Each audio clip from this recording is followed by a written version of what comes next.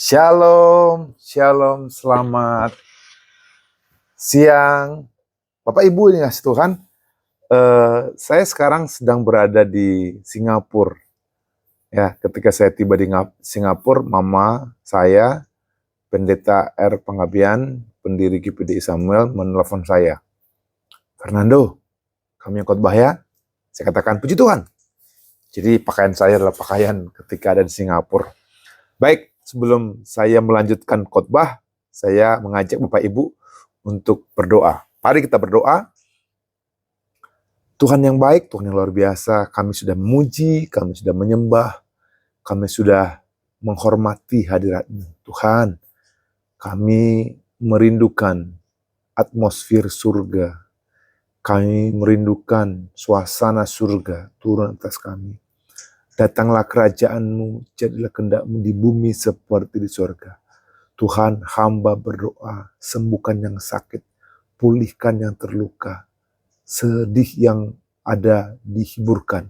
Tuhan, aku meminta kepada Tuhan pada hari ini, tolong setiap kami dalam nama Tuhan Yesus. Tuhan, gandeng tangan kami, agar selalu setia kepadamu. Tuhan, inilah anak-anak-Mu yang datang kepadamu. Aku tidak bisa satu persatu sebut nama-nama mereka, tapi aku percaya Tuhan tolong setiap yang datang, yang menghargai hadirat-Mu, yang datang ibadah hari ini. Jika keluarga kami yang sakit, Tuhan kirimkan malaikat surga berkemah, bahkan menyembuhkan mereka. Sembuhkan yang sakit demi nama Tuhan Yesus. Kami siap mendengarkan firman Allah. Haleluya, haleluya, amin. Amin. Bapak Ibu yang dikasih Tuhan, seperti yang saya katakan tadi, saya tanggal 27 Maret berangkat dari Jakarta ke Singapura dan rencana pulangnya tanggal 4 April. Memang anak-anak lagi libur, saya bersama dengan Pendeta Helmi Janto di Singapura. Dan saya berdoa Bapak Ibu dalam keadaan sehat. Dan doa saya, saudara yang belum pernah ke Singapura, miliki hati, miliki doa, biar boleh ke Singapura. Mama saya juga punya kerinduan ke Singapura. Beberapa waktu lalu, kami sudah mengajak mama kami ke Malaysia. Dan ada kerinduan mama kami untuk ke Singapura. Tuhanlah yang mempunyai rencana dan yang terbaik bagi kami semua. Tapi hari ini adalah ketika Tuhan menguji aku akan timbul seperti emas. Topiknya adalah ketika Tuhan menguji aku akan timbul seperti emas. Bapak Ibu yang dikasihi Tuhan, ketika saya berangkat dari Jakarta ke Singapura, kami memakai Singapore Airlines. Saya bersama istri, bersama putra-putri saya, bersama teman-teman berangkat. Dan ketika ada di udara, memang ada sedikit turbulence. Namun berkat penyertaan Tuhan, semua berjalan dengan lancar dan tiba di Singapura. Bapak Ibu yang dikasih Tuhan, saya berdoa Bapak Ibu timbul seperti emas. Ya, emas itu berharga, emas itu bernilai, dan semua orang mencari emas karena nilainya. Yang merupakan tempat yang terkaya di planet ini bukanlah tambang berlian yang ada di Afrika Selatan. Yang merupakan ladang minyak yang terkaya bukanlah di Iran atau Irak. Bukan tambang uranium di Uni Soviet. Yang merupakan tempat terkaya di planet ini bukanlah makanan laut di lautan. Yang merupakan tempat terkaya di planet ini bukanlah batu bara. Tetapi tempat yang terkaya di planet ini adalah kuburan. Anda kaget? Saya mau kasih tahu. Jika aku bisa menambang kuburan seperti kamu menambang emas, aku akan menjadi orang terkaya di planet ini. Mengapa kuburan menjadi tempat yang terkaya? Mengapa kuburan menjadi begitu kaya? Mengapa ada begitu banyak harta di kuburan? Mengapa? Karena banyak yang terkubur di kuburan. Apa itu? Mimpi yang tidak pernah terpenuhi. Apa itu? Buku yang tidak pernah dituliskan. Ide-ide yang tidak pernah menjadi kenyataan, terkubur. Visi yang tidak pernah terwujud. Lukisan yang tidak pernah dilukis. Lagu yang tidak pernah ditulis. Bahkan pabrik, manufaktur besar yang tidak pernah dibangun, bahkan dikubur. Bahkan ada khotbah yang tidak pernah diberitakan. Di kuburan adalah harta yang membuat Tuhan menangis.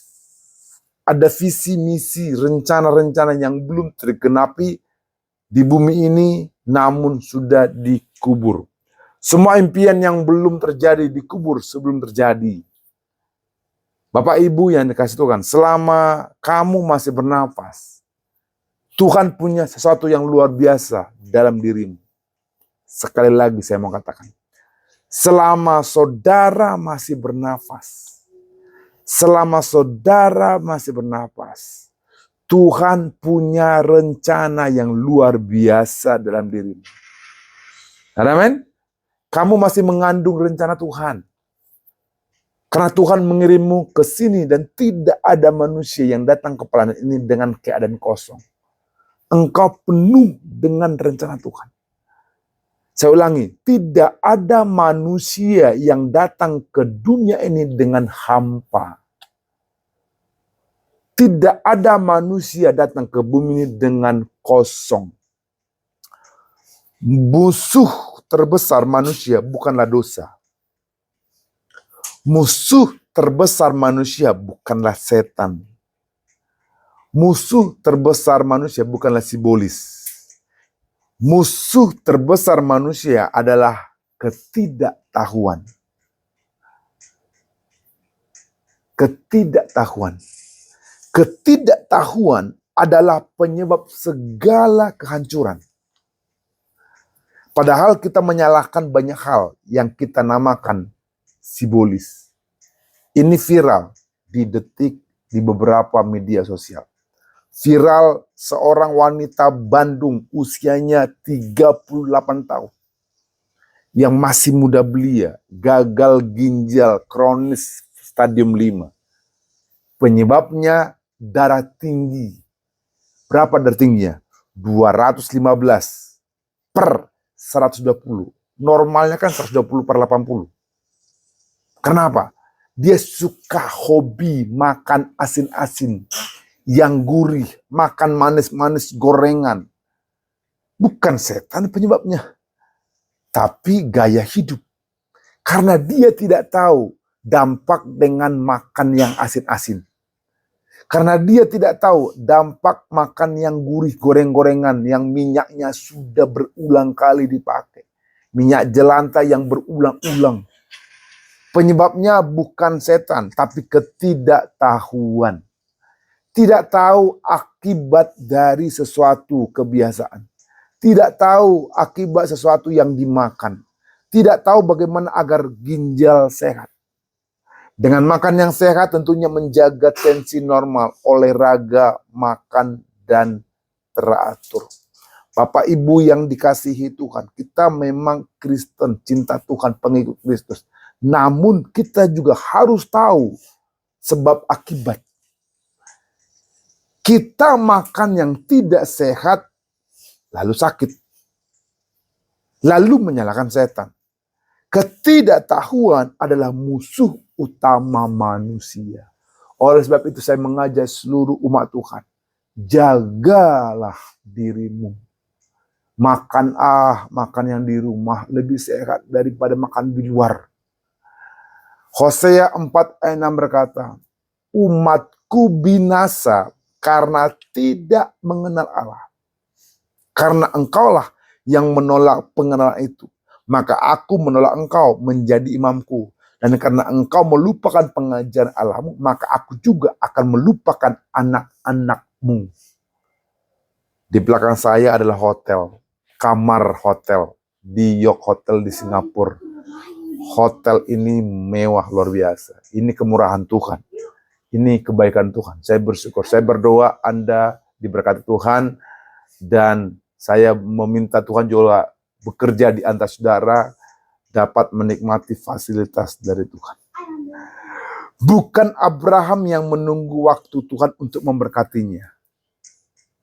Tapi Tuhan yang menunggu kesiapan hati Abraham untuk memiliki keturunan yang banyak. Bukan Nuh yang menunggu Tuhan untuk menurunkan hujan.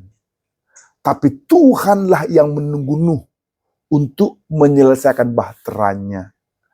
Begitupun saudara, kalau hari ini Tuhan belum memberikan Anda berkat, kalau hari ini Tuhan belum memberikan apa yang kamu doakan, itu bukan berarti Tuhan sengaja mengulur-ulur waktu. Tapi karena Tuhan sedang menunggu kesiapan hatimu. Are you ready? Depend on your heart. Tergantung hatimu, tergantung kesiapan saudara. Tapi karena Tuhan sedang menunggu kesiapan hatimu, maka Dia minta kematangan karaktermu. Untuk terima berkat, mesti matang dulu Pak karakternya.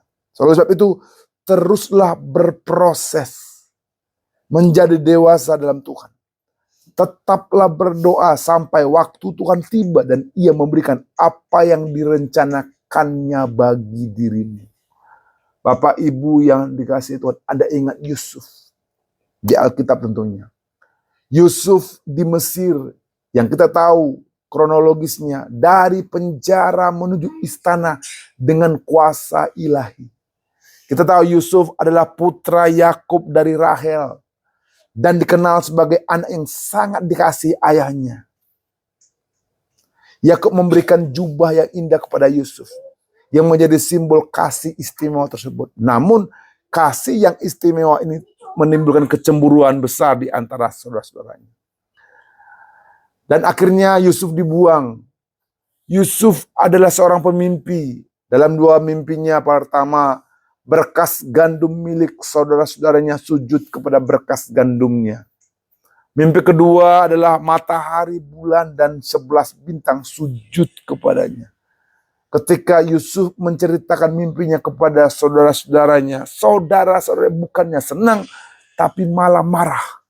Itulah sifat-sifat orang yang tidak dewasa. Cemburu, iri hati, dengki. Dengar Bapak Ibu. Kalau engkau mendengar orang diberkati, berbahagialah dengan orang yang diberkati. Kalau engkau mendengar orang berbahagia, happy-lah kepada orang yang diberkati. Namun kalau Anda masih iri dengki kepada orang diberkati, ada kecemburuan, berarti engkau belum dewasa. Saat Yusuf menceritakan mimpi itu, saudaranya menjadi marah, menganggapnya sombong. Dan mereka merencanakan menyingkirkan Yusuf. Benar, saudara-saudaranya menangkap Yusuf, merampas jubahnya, melemparkannya ke sumur.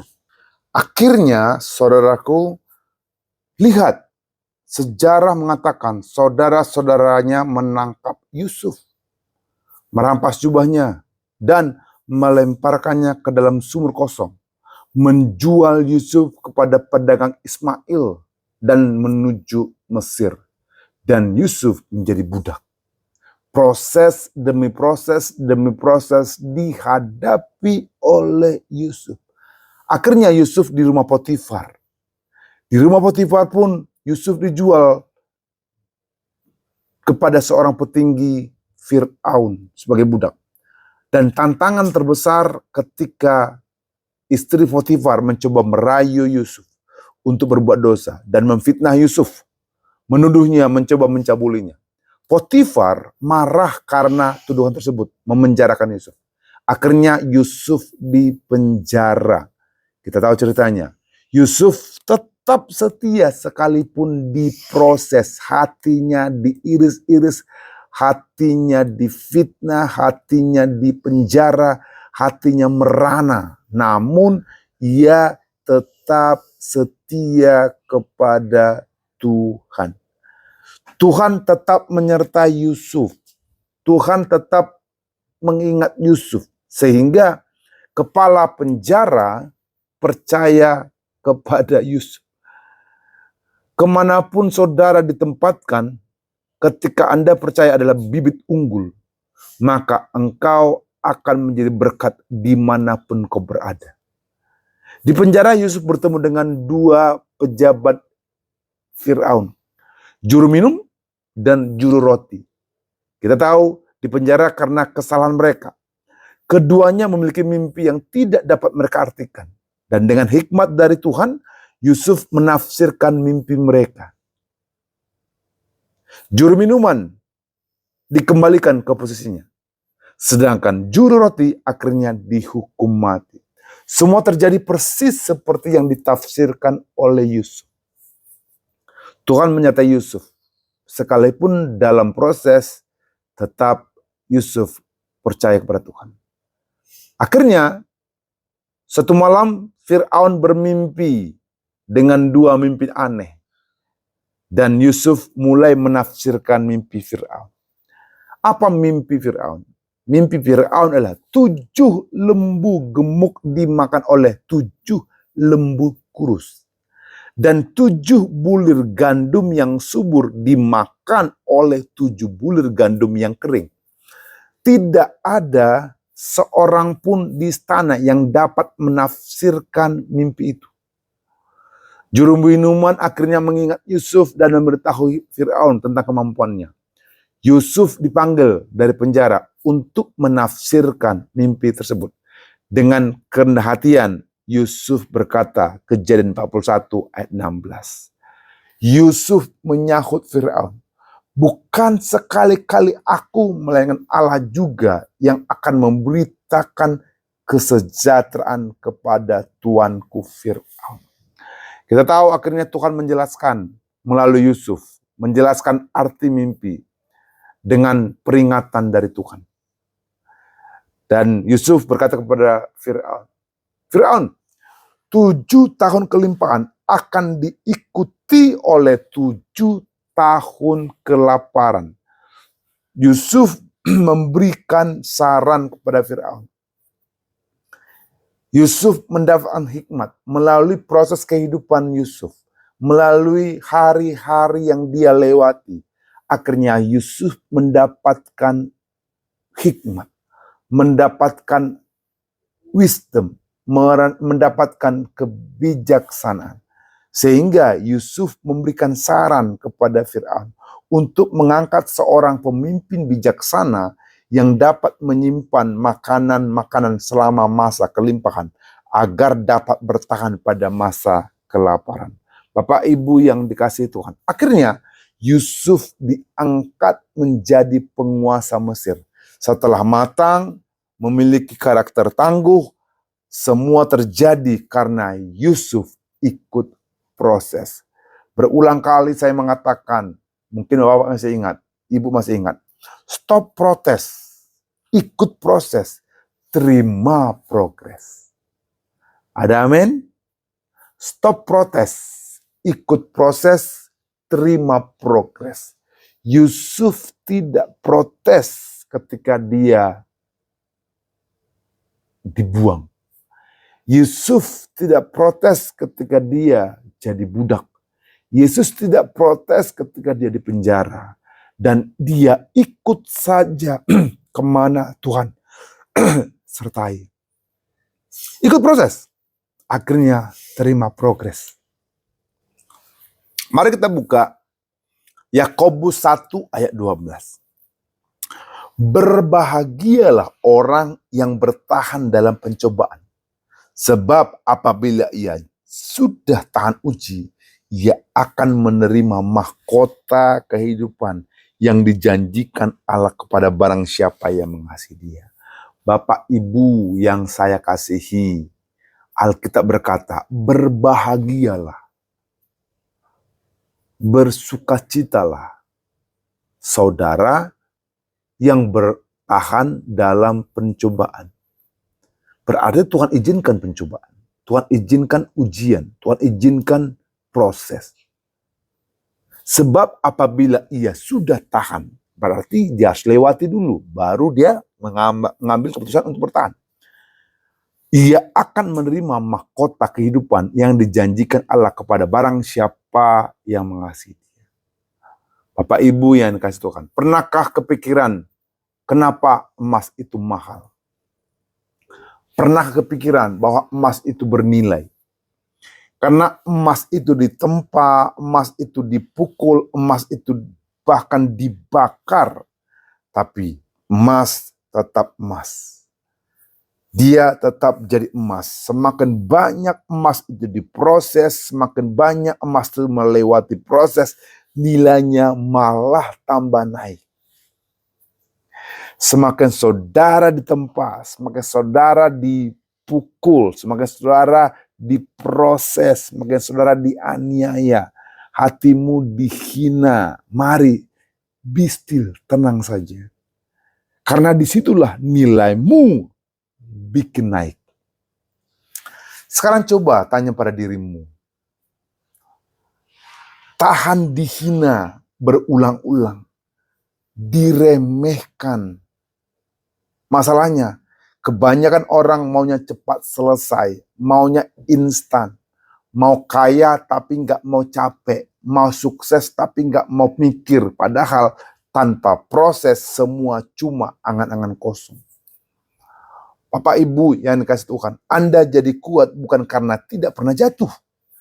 Anda jadi kuat karena Anda pernah jatuh, pernah gagal, pernah sakit hati. Para pemimpin-pemimpin yang sudah menunjukkan dia berhasil, ada pemimpin yang sudah pernah jatuh, yang sudah pernah gagal, yang sudah pernah melewati sakit hati.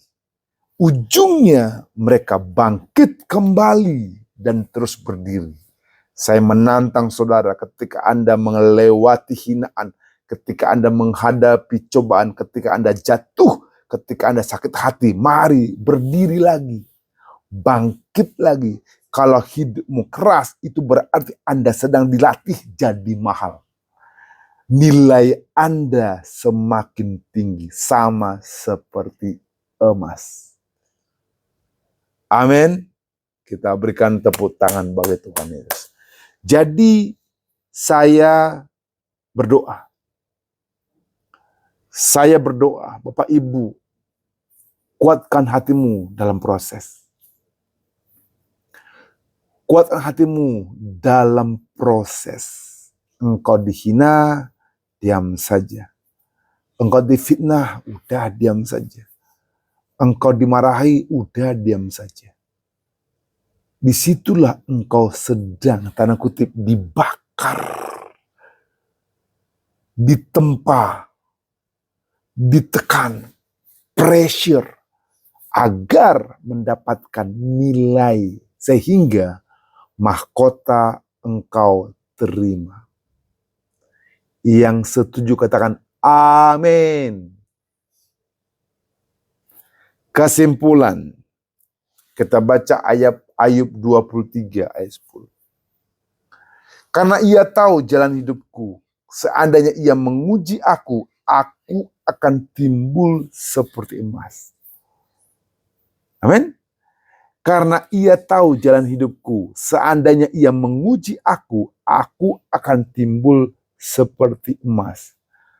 Setiap proses punya tujuan. Berat sekarang tapi indah nantinya. Bertahanlah, Tuhan sedang menyiapkan yang terbaik bagi dirimu. Jadilah seperti Nuh. Tidak peduli seberapa hebatnya dunia menghinamu dan merendahkanmu. Tetaplah taat dan percaya, segala usahamu pasti berhasil.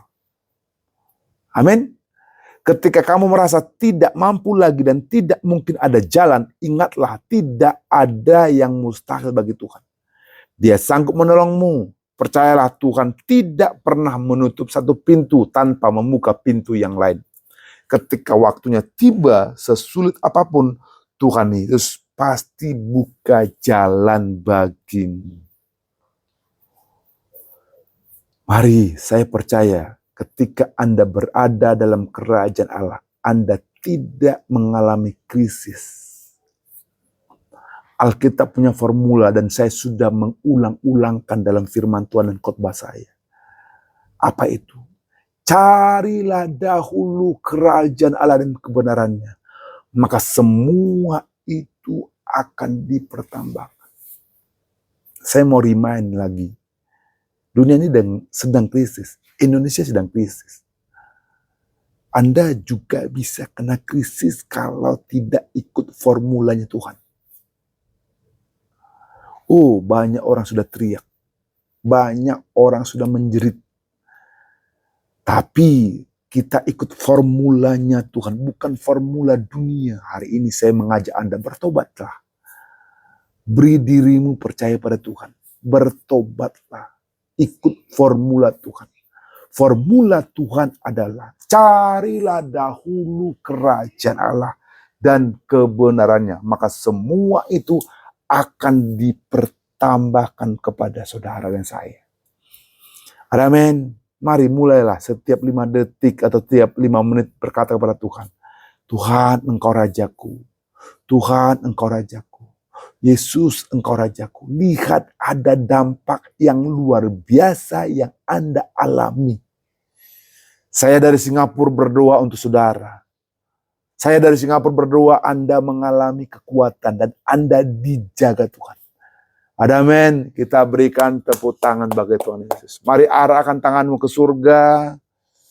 Arahkan hatimu ke surga. Saya berdoa. Tuhan, lihat tangan-tangan yang terangkat ke surga.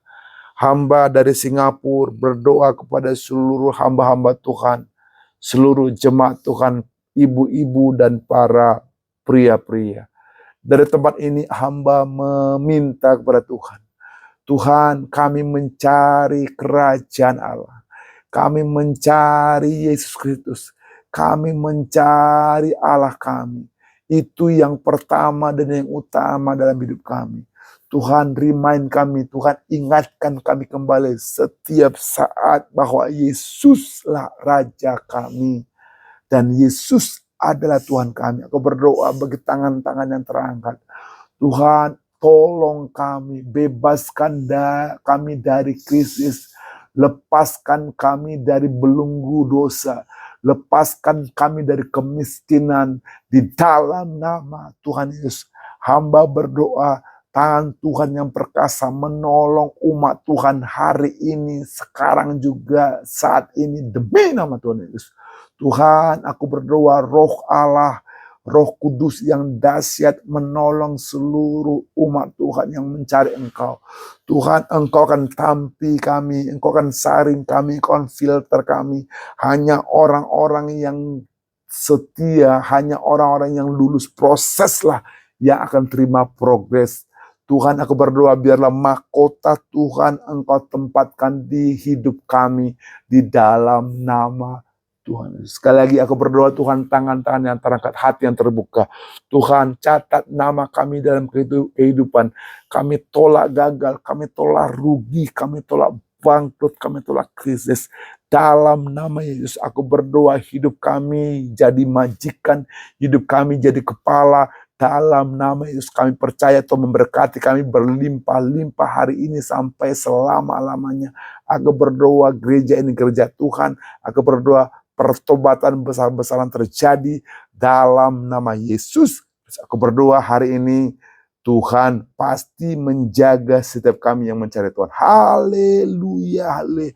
Yang percaya katakan amin, amin, amin. Tuhan berkati, Tuhan berkati. Selamat siang. Shalom, shalom, shalom. Amin.